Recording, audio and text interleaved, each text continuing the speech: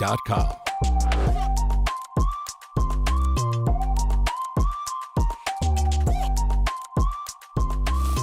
Good morning, good morning, good morning, good morning. This is Conversations with Ryan Richardson on WBOK 1230 AM, streaming worldwide on WBOK1230.com. And we are back for another great episode. And I have my co-host, Mr.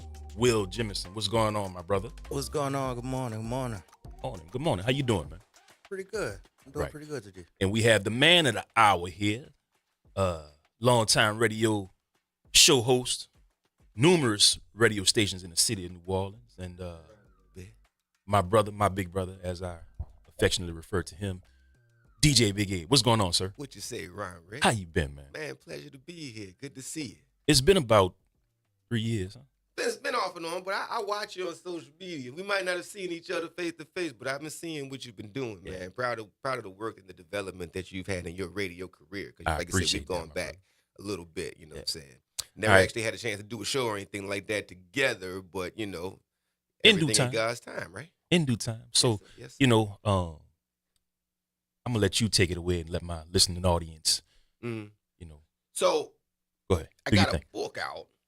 Well, let's start. Tell the people before who that. you are, man. Because there's so much story before that. Uh-huh. So you called me to come in and talk about the book, but there's so much story before that. Right. So I'm coming up on 50 years old, right? And about 15 years ago, I initially got diagnosed with type 2 diabetes, right? Mhm.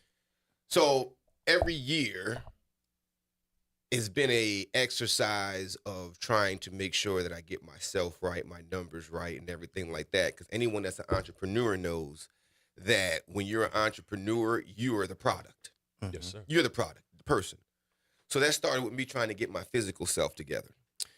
And trying to be responsible, I started doing another thing a lot of us don't do until later in life sometimes, which would help if we started earlier, hitting those annual visits up to the doctor. Mhm. And I started doing well with it. I had actually done so well with my diabetes to whereas I had gotten off of all the medicines. My A1C was where it was supposed to be. My body weight and everything was where it was supposed to be. I was in the gym all the time and everything. It was going well, you know what I'm saying? And Right. I was feeling good about myself. The best that I had ever felt about how I looked. But life kept happening. And consistency is the key to physical health. We all know that. Consistency is the key to most things. But consistency is the key. So it got to whereas I would be doing real well for the first couple of months, 5-6 months or something like that. But ultimately something would happen that would break my routine. That would break the way that I had established to deal with my physical health. Right. And I had to start figuring out what was it because I started finding myself coming back every year for my annual 4 or 5 years in a row. It seemed like I was starting over again. Even though I would spend 4 or 5 months out the year, 6 months out the year You were- grinding. Right. You know what I'm saying? Eating right, in the gym every morning, routine, schedule, because that's what helps a lot of Yes, people, sir. right? And so then I went in there and I told her, I said, look, things keep happening that keep making us have to reset when we get here. I'm right on the precipice. I had my A1C teetering at 7.3, down to 6.7, down right where I need to be. Then something would happen. And then I wouldn't be doing my schedule. So I had to talk to my doctor. I said, look, this is more than I keep having these breaks. And I had to be honest with myself. What keeps stopping you? Circumstance. Sometimes something in the world happens, something environmental happens. And then I realized it's not just that. Sometimes it's an unpredictable thing that just comes over me. Right. And sometimes it'll stop me just from moving for days and days sometimes, really. Or I go into these different modes. So I had a real honest conversation with my mental health, with my primary, not my mental health, my primary. And I told her, I said, look, because, I do a lot of stuff in the community, different organizations. I do a lot of stuff. And just being a black man in America is stressful. You know what I'm saying? For any of us. Facts. So it came to a point where I realized that I was like, look, I get these waves Right. of either anxiousness, or where I just can't seem to concentrate. And then I also had these depressive spells that would come and go. Sometimes they were circumstantial, like, oh, everything's going bad. Okay. But then I realized sometimes, everything's all right, but I still ain't feeling right. Right. And that's what I want to touch on with you, man. I've known you for a little while, and I followed you, your radio career for some time now. Right. And even when we met, a few years back, before I knew you, I just always assumed that you were this bubbly, happy guy. Excuse me. Right. And It's when I masking.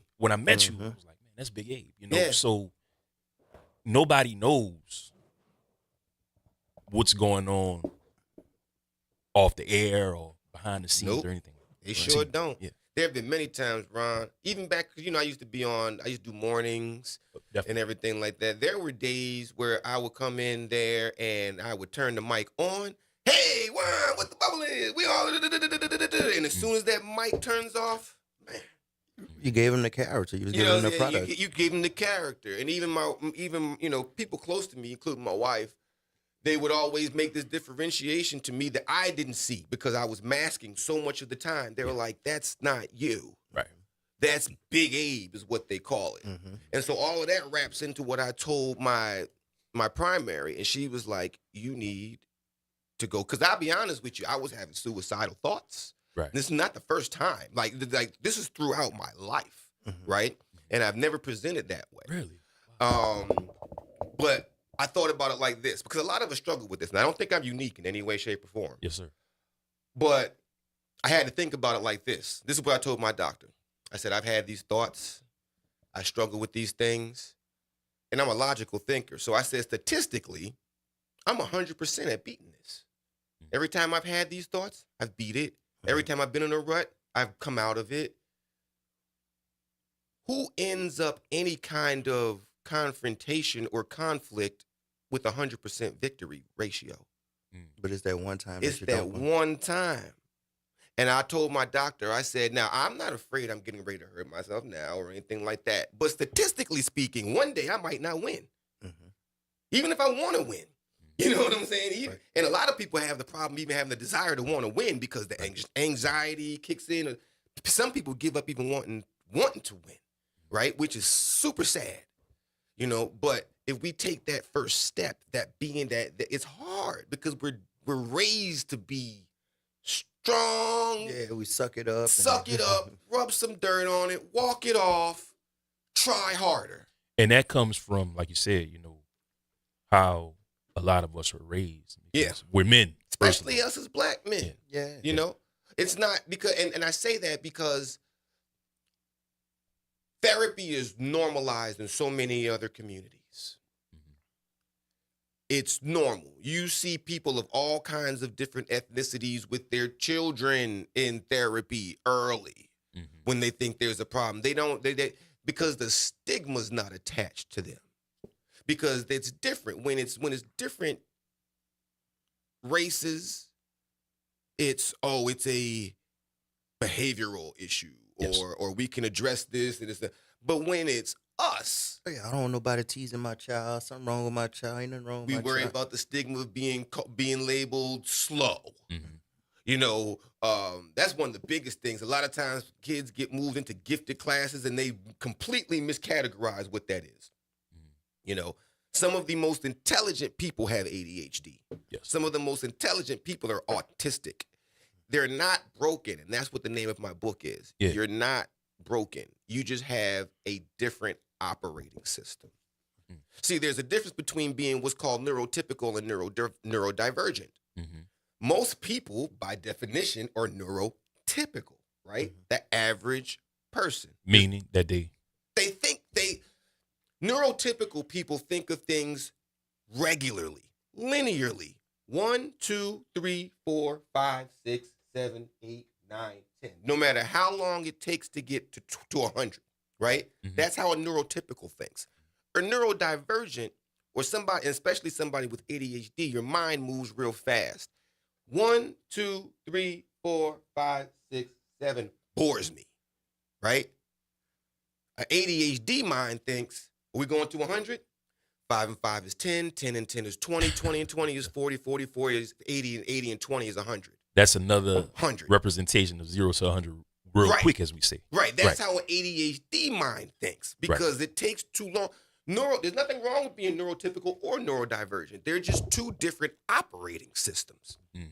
And so that's what I had to learn. So once you learn, so that was the conversation with me and the doctor. So she gave me a psychologist and a psychiatrist. And for those that don't know, a psychologist does all the talking and the psychiatrist does the medical, the actual prescriptions and stuff like that. Yes. Right? Yeah.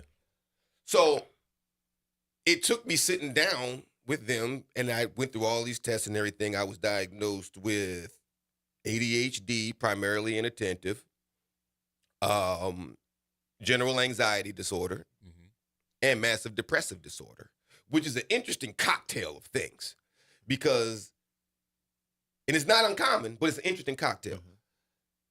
The ADHD, your mind is all over the place. Your short-term memory sometimes bad. I'm going to use my Bishop Love impersonation right now. I'm not talking to everybody, just the folks that walk into the room Shouts and out to forget Bishop what they Love. were going to get, or they were in the middle of a thought, Yeah. or they took a screenshot of something that they wanted to go back and look at, and never go back and look at the screenshot, or they write a note about something. That's because your mind is working at 1,000,000 miles an hour. Yeah. And the further it goes, the further it gets away from each idea that you had. Which is why I had to figure out a way to fix that system. Because you have a lot of great ideas. You never finish it. Never finish them. That's where AI came in for me. I started a deep dive on ChatGPT and some other things, and I started learning how to talk to it so it could learn to assist me.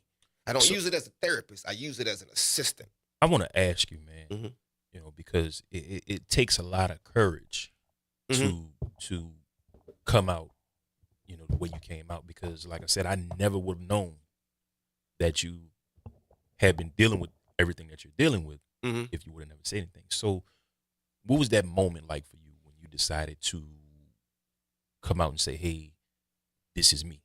This is not DJ Big Abe. This is Abe Johnson. Well, it was a process. The first part of that process was me deciding that I had to do something differently if I wanted a different result. What's the definition of insanity? Doing the same thing over and Over and over and over again and getting the same result. And that's what I was doing. I was trying to self-manage. I was trying to self-soothe, self-medicate with no expertise on what I was trying to deal with, or even a full awareness of the diagnosis. I would never have identified myself maybe as having ADHD, because I know I could be a little, here, there, and the other. Right. I had no idea I had anxiety. You know what we call that when we black people? My nerves bad. Yes. No, you're anxious. Yes. You're anxiety is a thing. You know what I'm saying? It's not this subjective thought. It's a thing. Oh yeah, it'll get physical to where you can't breathe. And oh man, it's crazy. It causes what's called executive dysfunction. And executive dysfunction comes when you get to a point where you're dealing with a lot of stuff and you just can't move. You can know what you got to do. You can know how to do it. It can be prepared to do step by step. But something just stops you from engaging. It's executive dysfunction. And it's a big quality or telltale sign of ADHD. So then so there's like, all right, so there's the issue. So we get what the issue is. You got anxiousness, you got depression. How do you deal with it? Because that's what made me go to what you're talking about. What made me say, you know what? I'm going to stand on this right now, because I figured out that I have to do differently regardless of what anybody thinks or feels. And the only way for me to do that is to attack this objectively. Got to be objective. Got to be willing to listen, and you can't do that on your own. So I encourage everyone that feel like you're having any of those ADHD, anxiety, depression, go talk to somebody. Which brings me to, I literally, man, I say this every week on my show. You were around me this time, but in 2017, my grandmother passed away. She was my world. And right. I instantly went into manhood at 33, 34 years old. Right. You know what I'm saying? And we laid my grandmother to rest, had the funeral and everything. And I came back to work, and I think you and Terry were there, and I was just thrust back into, doing what I do, doing my job, and then having to take care of a household. Now Right. here we are, 8 years later, and I'm sitting at home one day, and I'm like, something's not right. I'm literally sitting at home, just kind of doing my thing, getting ready for the week, and going through my normal routine. And like this wave of depression hit, and I'm sitting at work one day. I said, "Man, I need to call somebody. I need to, talk to somebody." And it was at that moment that I said to myself, "I need help," and that was the proverbial look in the mirror for me, Right. because if I didn't do it at that time, I don't think it would have been Right. It gotten wasn't done. gonna happen. You're gonna get stuck into a spiral. Right. And that masking behavior becomes a coping mechanism, and you live inside of that. And that's where most of us are. That's why we don't deal with stuff. Because we're masking and because we're coping the only way that we know how to. But the best thing that one thing that's really helped me deal with all of this, the anxiety, the depression, the ADHD. The one thing all of those things have in common, the ADHD a little bit less so, but even still, Yeah. they're all feelings. Objectively, you got to look at it. That weight that I feel on my chest, did I actually get punched in the chest? Do I actually get pricked in the chest? Or is that just a feeling? Right? And once I started to understand that when I'm getting anxious, when I'm getting depressed, it's just a feeling. And learning what causes those feelings in yourself. Yeah. A lot of times will help you stop it before it gets to that point. If you know this stresses you out, you don't put yourself in certain situations because you know it's going to bring on. That is 100%. You don't put a recovering crackhead in the crack house, Right. and expect him not to smoke crack. You know what I'm saying? You have to have that. You have to have that discipline, but you have to have that objective evaluation. That's what I keep saying. That objective, you got to be, because when you can objectively evaluate, you can identify these things when they're coming, and then you can set systems in place to deal with them. And that's what my book is about. So when I understand, do a lot of businesses, right? A lot of stuff. Some phone calls are tougher than others. Of course. Regardless of what you're dealing with. Sometimes I get anxious about it. Not that I don't know what I'm talking about, not that I'm afraid of it, or not. Sometimes I get really anxious behind certain phone calls that I have to make. Yeah. Because I'm just anxious about what's going to happen during it, the fallout of it or not, you know what I'm saying? All the other kind And of you also worry about how they're going to react. Right. And sometimes that in itself, that's executive dysfunction. That might make me delay making that phone call for 2, 3, 4, 5 days. Then but you have to have that objective evaluation. This is just a phone call. You're feeling anxious. It's just a phone call. You're just feeling anxious. Take a minute, relax, and just understand that you're feeling anxious. And nothing is going to happen on this phone call but an exchange of words. It's just words. The only thing that words can do is create feelings or situation. And even if it creates situation, then the way you feel about that situation is a feeling. You know what I'm saying? It's still just a situation. I want to ask you, get a little more personal with you here. When you first were diagnosed, and when you first realized that you had, I don't want to say issues, but you had this situation going on with you. Right. Did anybody close to you kind of like shun you or just brush you off? That's one thing that hasn't happened. I'm so not relieved because I wasn't going to let it affect my path at all. I've always been a kind of a quote unquote disruptor, somebody that's going against the grain and just did what I thought was right. And I believe in evolution and things of that nature. But I'm of the opinion that you have to be you, and you have to do what's best for you. And you have to stand in that truth, and you have to live in that truth. And so that's what I've been doing. And so when you can do that, and you can be objective, and you can know what's going on, then you can put the systems in place so that they don't affect you as bad. I know that, like, when I get anxious, I put names to them. They're not different personalities. They're just different parts of my personality. When I'm having my ADHD moments, that's Big Abe. That's, hey, Right. That's Big Abe. When I'm having my contemplative moments and I'm being very logical and I'm having these types of conversations and I'm in this tone and everything like that, that's Abraham.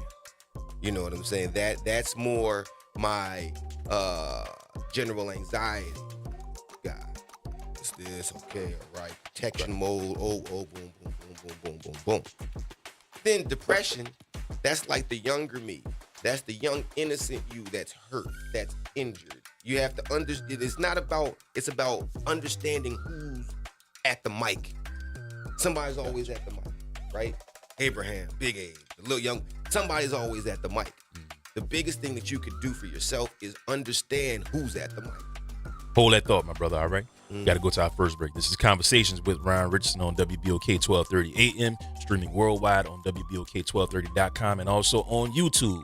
Hit us up, 504-582-9422. We got DJ Big Abe in the studio with me today and my co-host, Mr. Will Jemison. We'll be right back after this. Stay tuned. See you in a sec.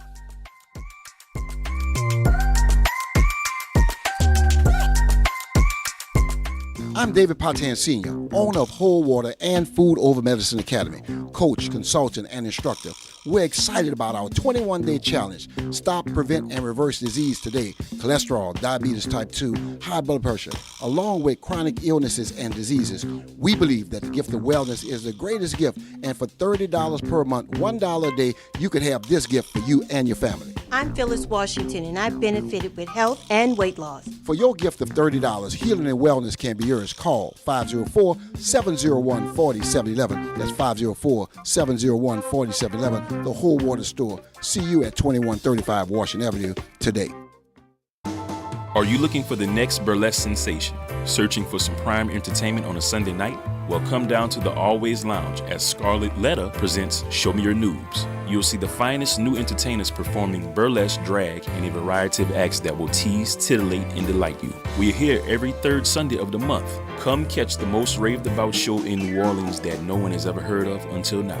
Show Me Your Noobs. It's the perfect night out, whether you're a burlesque regular or sharing your first time with us. Show Me Your Noobs will leave you breathless.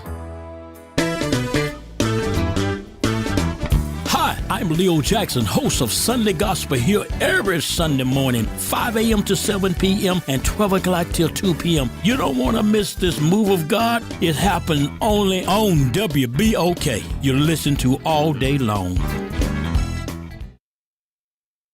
Hey family, Ron Richardson here, host of Conversations with Ron Richardson. If you're looking for quality catering and barbecue, you need to contact my friends at Kuzan's Catering and Barbecue Team. Mr. Eddie Bunch and Kuzan's have been serving the West Bank since 2013 with their quality selection of barbecue and seafood. If you're looking for quality catering, be sure to contact Kuzan's Catering, located at 618 Westwood Drive in Marrero, or you can go to kuzansonline.com for more information for all the services that they offer, or call 504-233-4227. Catering done the right way just for you. That's Kuzan's, baby. New Orleans, you want to know what we're talking about? Tune in every Saturday morning from 9 a.m. to 10 a.m. on WBOK for Conversations with Ron Richardson. The topics will always be hot and the conversation will be all the way live. Meet us there. We'll save you a seat. We can also talk about you and your business as a sponsor of Conversations with Ron Richardson. Contact Ron at 504-874-4584 or email him at richardsonronald024@gmail.com for more details. Hey WBOK 1230 family, this is Angie from the Sincerely Angie podcast. Make sure you're tuning in every Saturday, 9 a.m. to 10 a.m. to Conversations with Ron Richardson, where the conversations are all the way live and informative. Conversations with Ron Richardson every Saturday on WBOK 1230 a.m. WBOK, online at WBOK1230.com. It's the place where we can be open and honest about real-life issues. You're listening to Conversations with Ron Richardson, live on WBOK and online at WBOK1230.com. Welcome back. This is Conversations with Ron Richardson on WBOK 1230 AM, streaming worldwide on WBOK1230.com and also on YouTube. Give us a call, drop us a line, hit us up, 504-582-9422. Remember, guys, if you want to get in touch with yours truly, you can contact me on Facebook. Just search for the Ron Rich or Ron, tongue-tied. See what I'm talking about? Ron Rich or Ronald Richardson Facebook page. And you can also find me on Instagram. Just search for Ronald_Richardson_Jr. Big Abe, tell them where they can get in contact with you. Hey, I'm all on the social medias. You can definitely email me first and foremost at djbigabe@gmail.com. But you can check out definitely the book, You're Not Broken, on Amazon. Follow me on Instagram, DJ Big A 504, and Facebook is just Abraham Johnson. TikTok, Big A 504. Big Will. Catch me on Facebook, Willie Shooter Jemison. You got to send me a friend request. I got that private page, but once you get in the door, we're gonna cut up a little bit. It's all good. It's all good. Every day, man, I look at your Facebook page and I'm like, I just shake my head. I'm getting close to 1 million. Comedy. Getting close. Straight comedy. Straight comedy. All right, That's man. my goal, is to make 1 million views on a private page. You're going to be all right, bro. You're going to get there. You can get there. Thank you for coming co-host with me always when I ask you to, man. It's always a For pleasure. sure. Bro. Yeah. Pleasure to be here. We got Big Abe in the studio, man. So you were talking before the break, you were saying that, you have all these different people wrapped up inside of one, but continue that last. Yeah. Well, it's because you got to be careful when you say that, because then people try to lock you up thinking you got all kind of personalities. But I had to explain it even into my mental health specialist. It's like, it's not different personalities. Right. They are different parts of you that have, or me particularly, that I have created to deal with, and we all, I think, have.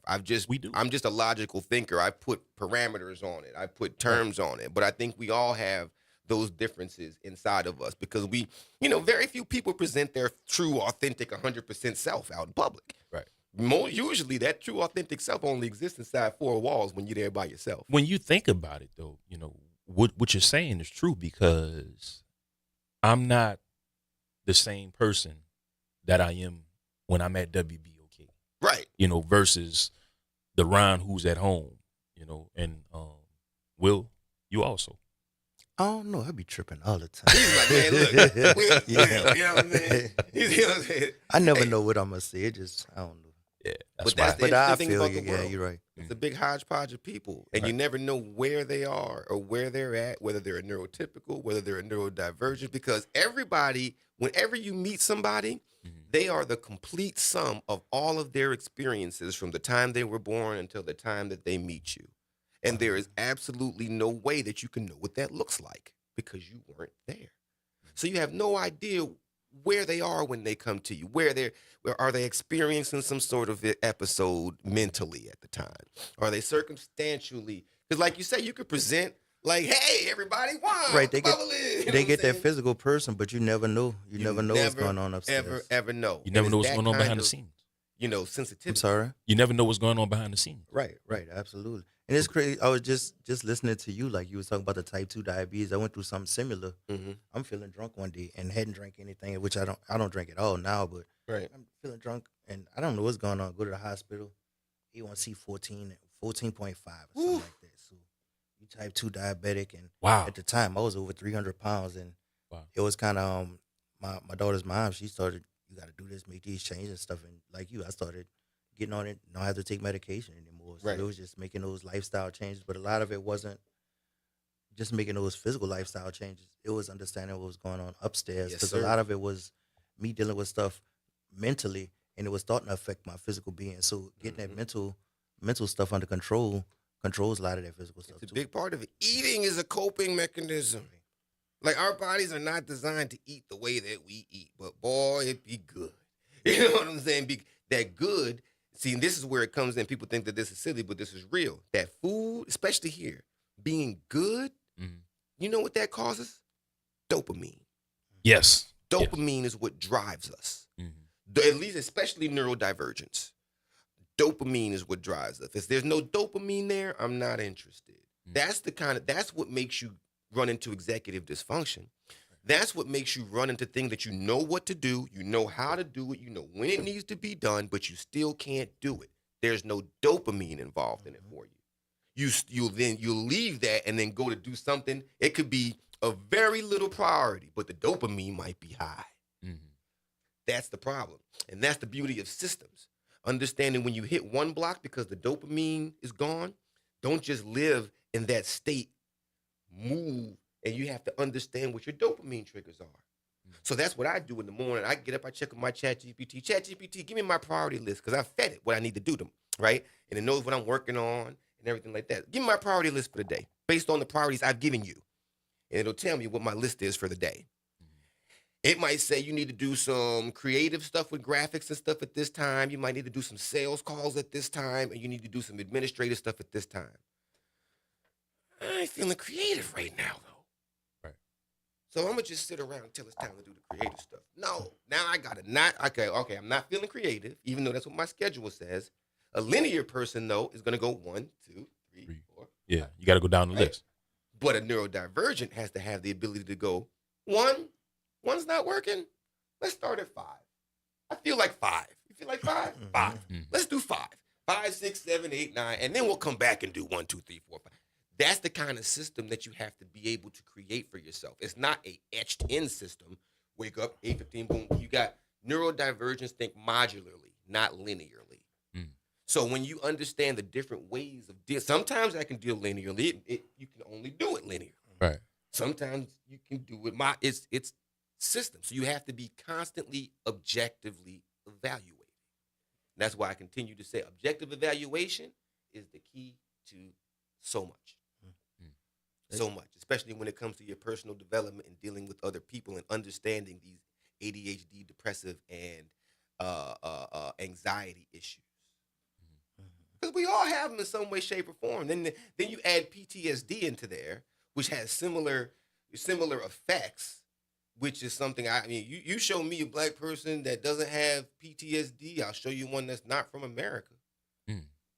You know what I'm saying? I'll show you one that's deep. That's from a, a very Afrocentric or ethnic-centric place. If they're a grown person of melanin with no PTSD, I salute you. Congratulations to your support system for getting you there. I'm gonna throw a couple of questions at you, man. I wanna touch on your your DJing career, and we're gonna tie in how that has helped you to get to where you are. So, how has you being a DJ helped you with ADHD and different things of that nature? Well, a therapist one time asked me a very interesting question, and I was alarmed that I didn't have a great answer for. She asked me, "What do you do for fun?" And I thought about it, and my immediate answer was, "I don't have fun," which is a strange answer, right? You don't have fun? I had to think about it. Like, there are things that aren't unpleasurable, you know what I'm saying? But as far as what do I sit down and say, you know what? Fun. And then I was watching YouTube, and then I had to equate fun with what is fun really?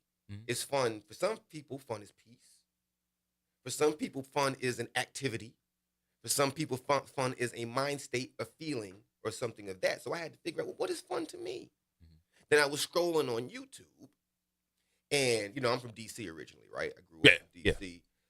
Big fan of go-go music. It's in my soul, like bounce music and brass music are in most people's soul from New Orleans. I'm just fortunate enough to have all of them because I've been here for so long. Right. But I'm a DJ, right? I had zero rhythm until I started listening to go-go music. Really? I could not dance until I started listening. I might need to listen to go-go music. Ooh, I got 2 left feet. Man, look, it'll give you the proper distribution, left, right. You know what I'm saying? Right. But I say that to say I was listening to a performance by Backyard Band, my favorite go-go band, next to Chuck Brown. But I felt euphoric. I felt fun. Even though I'm just sitting there watching it. And so music has always been that for me. And it takes retrospect to really see that. But music has always been there for me. The time that I felt the best about myself is when I'm performing. When I'm either on a stage with a mic and I see the crowd responding to me, or when I'm behind the turntables and I'm not saying nothing, but I can see that the music that I'm playing is providing this energy. You get good. DJs know what I'm talking about. Yeah. You hit the right transition, you get goosebumps. Right. You make the crowd do the right thing, you get goosebumps. That's fun for me. And I also had to be honest with myself. I'm a bit of a nerd. I'm a lot of a nerd.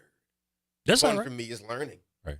Fun for me, this AI journey that I'm on has been fun to me. You know what I'm saying? So I had to be honest with myself and objective with myself. Fun to me is not the same as it is for a lot of people. You know what I mean? I enjoy a great game of basketball, or I enjoy, I don't even like video games that much. I used to when I was young. I don't even own a system. You know what I'm saying? But different people have their definitions of fun.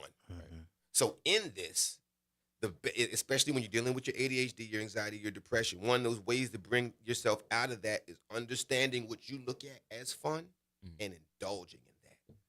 Because when I spend a lot of time in my studio at the house. Yeah. And so I'm in there doing a lot of different things. And so sometimes I just get overwhelmed with all of the different things that I'm working on, or I really have an unexpected wave of depression come over me, or I might get anxious, or I'll stop what I'm doing. Cut on the music. Wait till I feel better. Roll with it.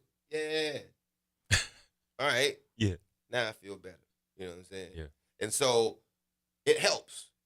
Sometimes you just got to break that feeling. That feelings are strong. I said earlier that this feeling is just a feeling. But feelings can paralyze you. You know what I'm saying? It can. But it is just a feeling. But a feeling can paralyze you.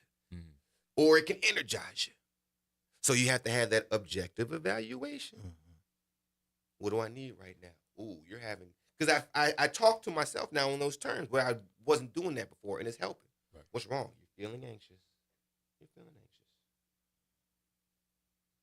Calm yourself. Get through it. You're feeling anxious. And people don't think about it like that. But I mean, I've even found myself, saying, "Hey, what's wrong, Ryan?" Or trying to figure out what's going on with me at that particular moment. Right. And one of the biggest things that has helped me through this journey that I'm on with my mental health and dealing with anxiety and depression is animals.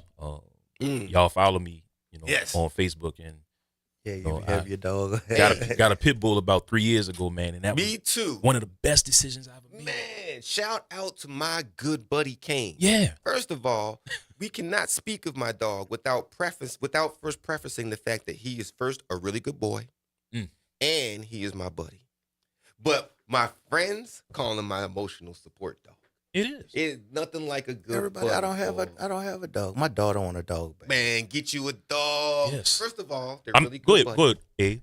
But you were gonna say something? No. No, but I was just saying. I think I knew what you were gonna say, but there's nothing like coming home to, we know they're not people, right? But there's nothing like coming home, taking Queen out of that kennel, and just her jumping up on the sofa, just laying there, and I'm just going off about the day, right? And she's just like, yeah, I understand. Dogs get it, right? Like like no joke. Like there have been times, my dog, and I guess that might be why I've got this bond. I think everyone has a kind of bond with their dog if they're really a dog person. But my dog knows my emotions. Yes, I've been in situations where I've been in my own little space, and he's really the only one I allow into my space, like consistently. Right. You know what I mean?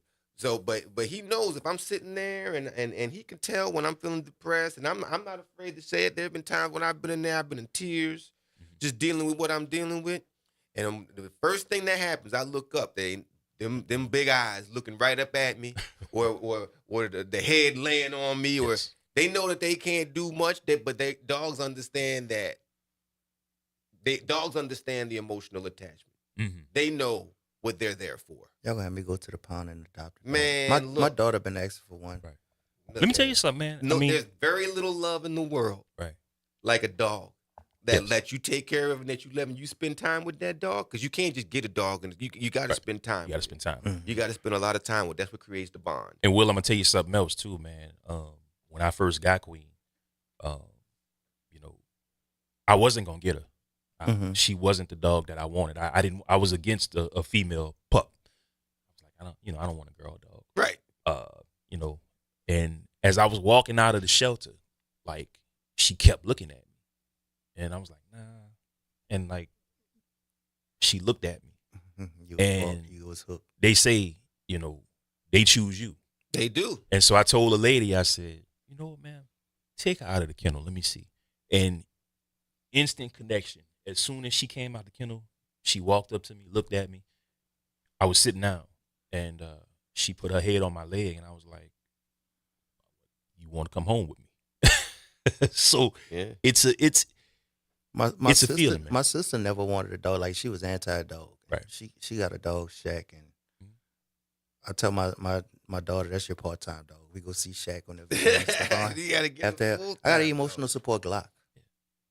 we That's got my- we got to get you better, bro. We got to get you Look, better. But no, man, you look, know, they imprint on you. Man, They, they you know, do. they say dogs, and this is, I don't know if it's fact or not, but I've seen this on more than one occasion. Mhm. Dogs love their favorite human more than they love food or other dogs. yes, Mm-hmm. That's an unconditional love right there. And when you have that as an emotional support, you just seeing it in the morning when you're getting ready to leave, just knowing that the dog gonna be there when you come back. And then when you come back, it's always it's never mad at you. Right. You know what I'm saying? It helps, you know, from an emotional standpoint. So yeah, I should have put my dog in the book. Managing ADHD using AI and your dog. So I want to switch gears here, man. I want to talk about the things that you do in the community. Yep. I want to touch on, you know, you being a Freemason and being a part of that organization, because I know you're big time in that. You speak on that a lot. Proud Prince Hall Freemason, 33rd degree, Shriner, all that kind of good stuff. Real good stuff. All right. Love the So, order. what is some of your involvement in that, and what are some things that you have done in the community with man. Freemason? Whew. You got another hour? So The things we can talk about. yeah, well, Yeah. so masonry is close to my heart. Yeah. I tell people all the time it's the best decision I ever made was becoming a mason. And it's for two reasons. One, I've always been somebody that like to do stuff in the community, but two, I'm somebody that is into self-improvement.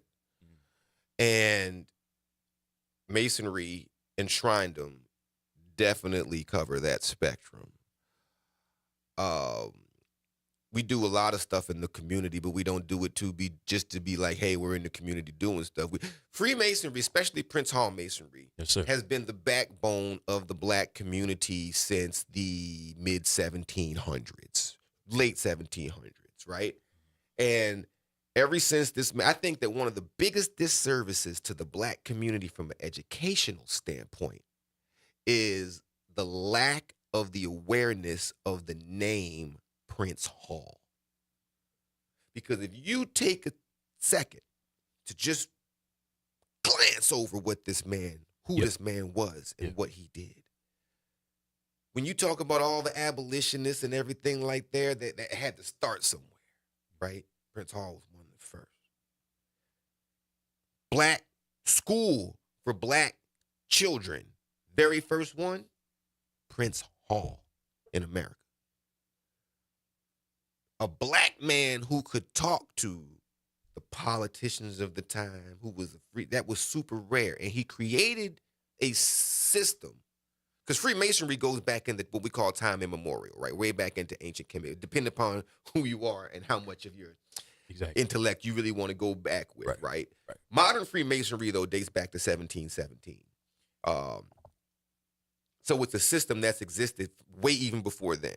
But Prince Hall Freemasonry has been the core of every movement that has happened in the black community. 90% of all of the founders of the Divine Nine are Masons and Eastern Stars. Eastern Stars are the female body of Masonry, to put it shortly.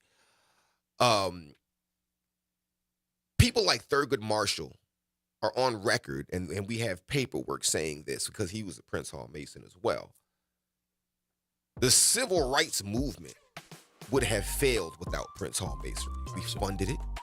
We gon' and we'll talk about it on that. We gonna talk about it on the next segment because it seems like you got a lot you want to say, so you know what. I'll Hold talk tight. about that better. All right. Conversations with Ryan Richardson, man, on WBOK 1230 AM, streaming worldwide on WBOK1230.com. Got my main man, my big bro, Big Abe in the building. We got my co-host, Will Jimison. We'll be right back after this, all right? Stay tuned. Yes, sir.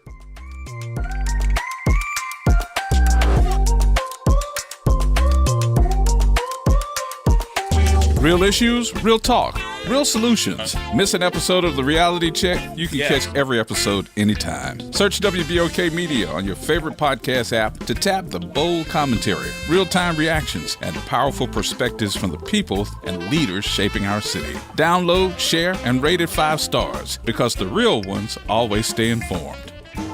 Are you looking for the next burlesque sensation? Searching for some prime entertainment on a Sunday night? Well, come down to the Always Lounge as Scarlett Letta presents Show Me Your Noobs. You'll see the finest new entertainers performing burlesque, drag, and a variety of acts that will tease, titillate, and delight you. We are here every third Sunday of the month. Come catch the most raved about show in New Orleans that no one has ever heard of until now.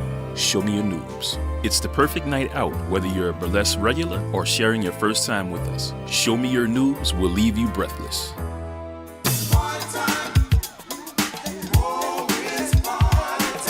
That's right. It's party time each and every Sunday night at 7 p.m. on WBOK. It's the Throwback Throwdown with DJ Wick as he brings you the best in old school from the 70s, 80s, 90s, and the early 2Ks. Plus, the party goes to another level at 9 p.m. with the Throwback Throwdown Party Mix to round out the night. It's the Throwback Throwdown Sunday nights at 7 p.m. on WBOK and on the World Wide Web at WBOK1230.com.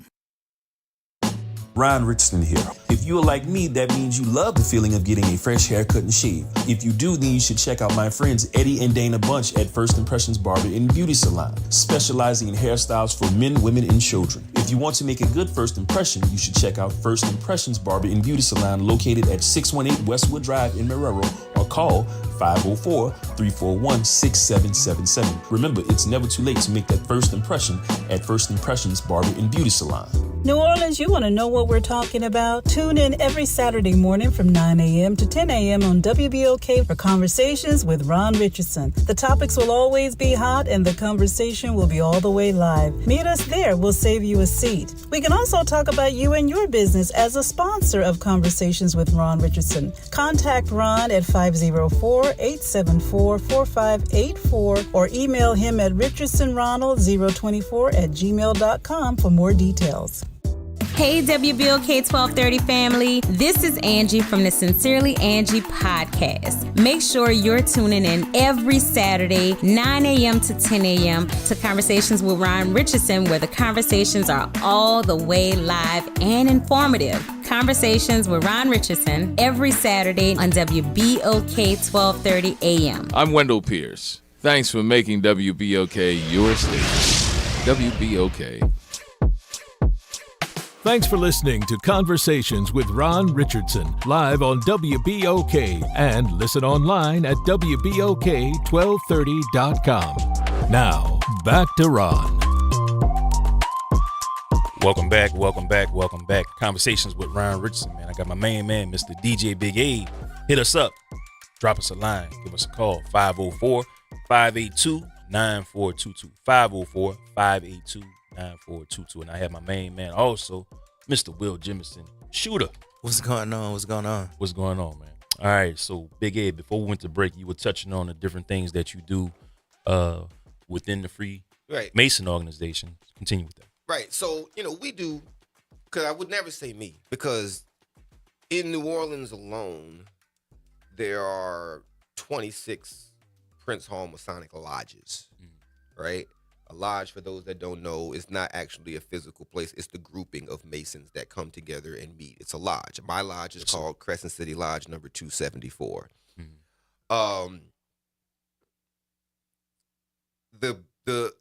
The beautiful part about that is there's so many different people who have so many different talents.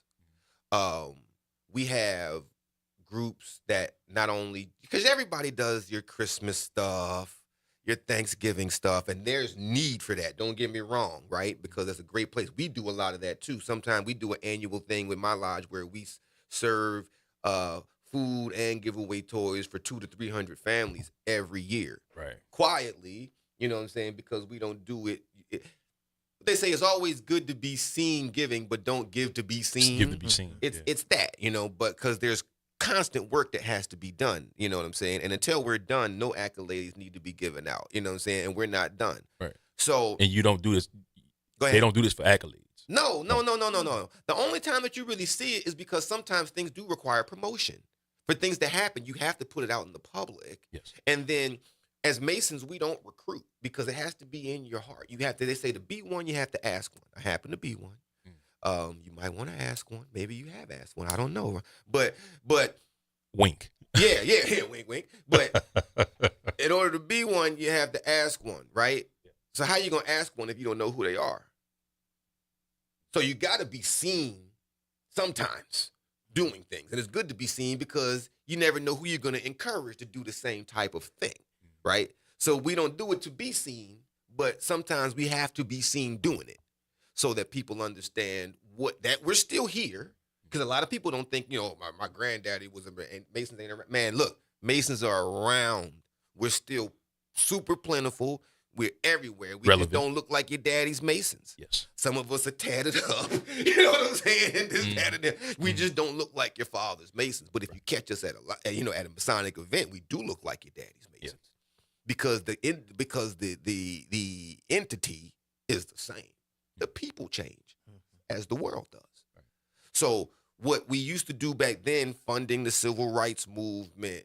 Do you know that it was the Prince Hall Masons that brought Dr. King to Baton Rouge and trained him and taught him how to do the Selma March? Really? Yeah. There's like so much connection. And that's why I do it. I feel like as a black man, it is my responsibility. It is my responsibility to continue to make sure that the mechanism that helps support the black community that is called Prince Hall Freemasonry continues to live, thrive, strive, and move forward. That sometimes that comes with a lot of assistance. Sometimes it comes with people who don't necessarily agree with your thought process and what it is that you're trying to do. But ultimately, all of the greats have had to deal with that.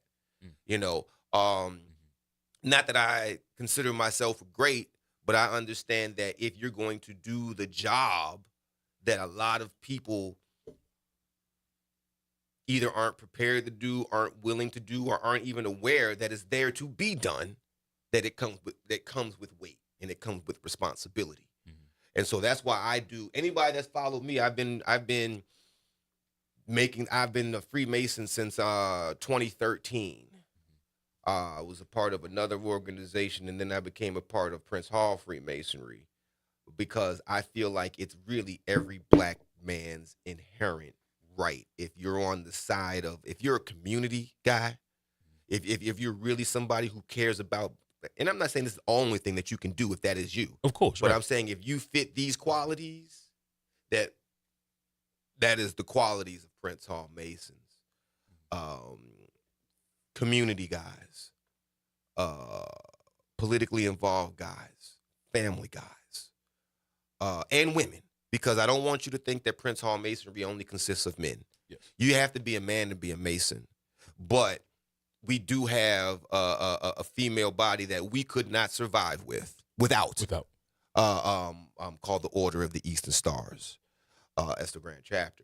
So at least as far as Louisiana goes. So shout out to all my Masonic and OES family in Louisiana and around the world. Also, I would be extremely remiss if I did not mention that I'm a Shriner too, and my temple is called Aquila Temple. So that's two different things. They are two different. Okay, I was always I thought it was the same. Well, every Shriner is a Mason. But not every Mason is a Shriner. All right. And so, I equate it sometimes to like if everybody is in high school, some people are on the debate team, as well. Some people are on the football. That's kind of what Shrine is. It's like an independent body. Okay. It's where we do a lot more of the fundraising, a lot more of the public-facing things that the public see, the parades and everything like that. The Shriners do that because there's an appeal to it. There's a whole methodology. The Shriners have the Doom buggies. I always watch the Doom buggy. Yeah. And so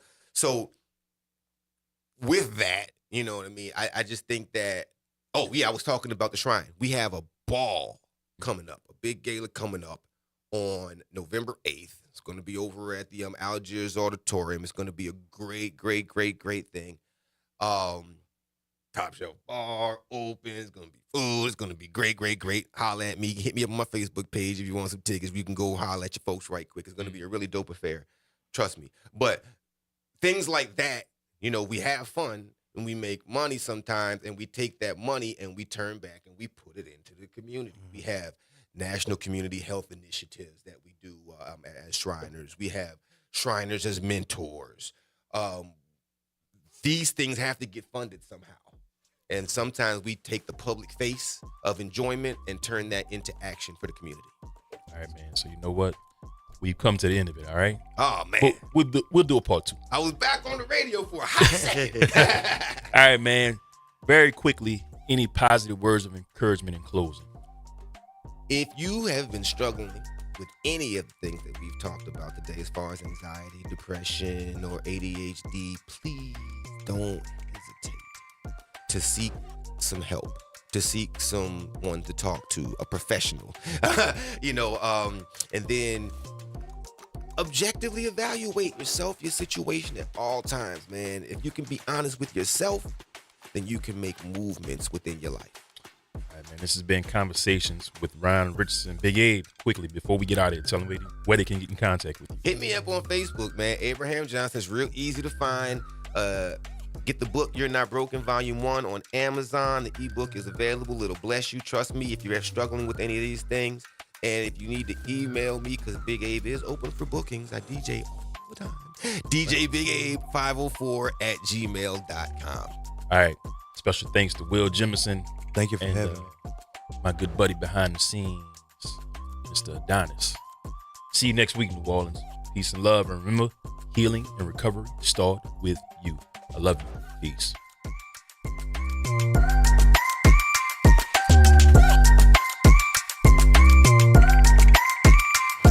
WBOK online.